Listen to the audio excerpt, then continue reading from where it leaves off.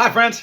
Phil Hurley here once again. I'm going to give you another little update of the upcoming Gigolo Aunts and Letters to Cleo shows. That we're only a couple of weeks away now. Getting really excited. The set list is coming together. And I know that the second night at the Paradise in Boston, which is November 18th, has already sold out. Saturday, the 18th, is sold out. I'm sure that all three shows are going to sell out. Once again, we're at Brooklyn Made in Brooklyn, New York on Wednesday, November 15th. 15th? Yes. And then we have a day off on the 16th, and we play the 17th and the 18th at the Paradise Rock Club in Boston. Those shows, I know that the Boston shows are 18 plus. But it's going to be the original members of Gigolo Aunts with the inclusion of our beloved friend John Skibick on guitar, who took my place in Gigolo Aunts and was with them for really one of my favorite eras of the band, truth be told. So John and I are going to do dual lead guitars, which is going to be dirty and nasty. And then Letters to Cleo, with Stacy Jones on drums, and with our beloved friend Joe Klompus filling in on bass with them, who's been with them for years. But all original members there too, other than Joe. So that's going to be amazing. And I'm almost as excited to see the friends that are kind of out for the shows, like the audience, as the music, because I know that there's going to be friends and family and that I haven't seen in years, and that part's just, I don't know, that part's got me a little it's just special, giving me tingles. So kind of continuing on a theme of something that Michael from the Cleos started, I wanted to kind of introduce you to a guitar that's been with me for a long time. I found this one in 1990. When Gigolo Aunts had moved from Potsdam, New York to Boston, we would drive back and forth to upstate New York frequently because we could go home and play shows and make money.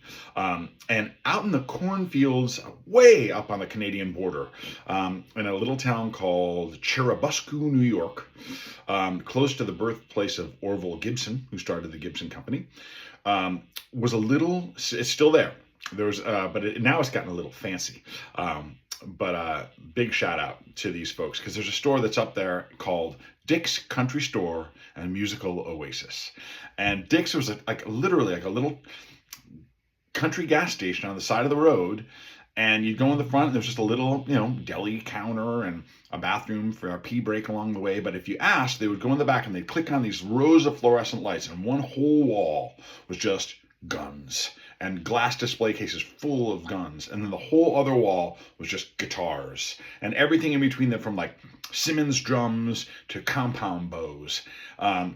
And it was just full of treasures. I mean, he had this shop that had been going back for decades. So there was new stuff and old stuff and just lots of neat things. It's still there. Now it's actually an incredible shop. I mean, now he's got a full line of Taylor, Martin, Epiphone, Gibson, everything. I mean, it's now, and the guns are in one place and the guitars are in another spot. And they're still doing a great business. But we would always check in, and occasionally we would find something like this. So I saw this guitar. I didn't really know what it was.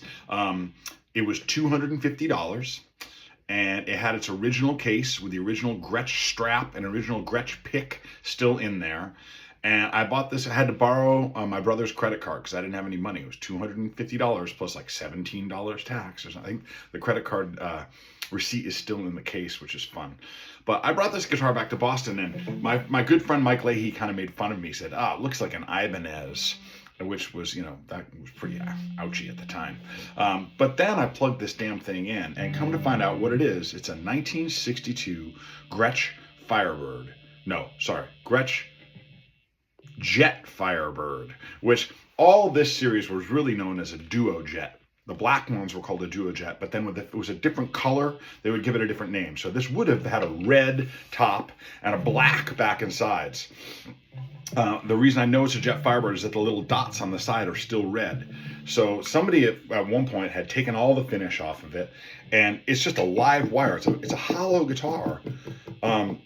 So on its own, when it's not plugged in, it almost has like a banjo-y tone. It's very resonant. It had a Burns tremolo system on it that was never very effective. So at one point in the last 15 years or so, I had it switched out and put a Bigsby on it, which is much more my flavor. But has a pair of these incredible Filtertrons pickups, and this guitar just roars. It like out-rocks. It's coincidentally, if you're an AC/DC fan, the rhythm guitar player Malcolm Young from AC/DC, who I think is kind of the key to their sound, always played a 1962 Gretsch Jet Firebird that someone had taken the finish off. He had removed this pickup at some point, so it just had this pickup in it. But it's got that AC/DC just growl. So I've had this guitar for years. I used it on a lot of records. Michael from Letters to Cleo famously used it on their second record, Wholesale Meats and Fish. But it became kind of like the guitar when I lived in Boston that everyone wanted to borrow. The guys at Fort Apache, Paul Coldery and Sean Slade, were hip enough to know that this thing had a sound. So it was used on Uncle Tupelo records and Lemonheads records and Buffalo Tom records. It got, if anyone remembers, my dear friends who had the band called Mike Leahy and Greg Kendall, what were they called? It'll come back to me. The Brothers Kendall, but then they had another name for their band. I'm blanking on what it was called. But they all used this guitar is the long and short of it. I still love this guitar, and when we made the last South Austin Moonlighters record that I was involved in, we made it in Louisiana with Anders Osborne producing, and this ended up, I used this on, I think maybe 8 out of 12 songs on the record, because it just has this amazing...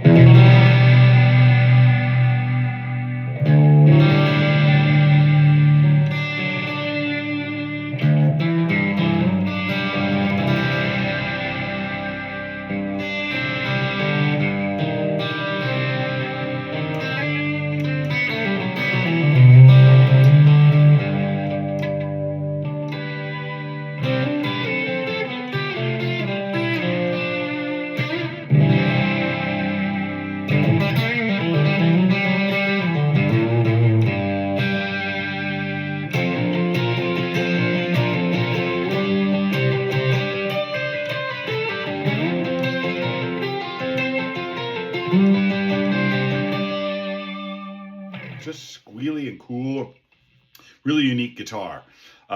So yeah, I thought I would share this one with you, and once again invite you guys to come out to those shows. They're coming right up. We're putting together a great set list, and tickets are selling out quick. Sorry, my phone keeps beeping at us. It's just how popular I am these days.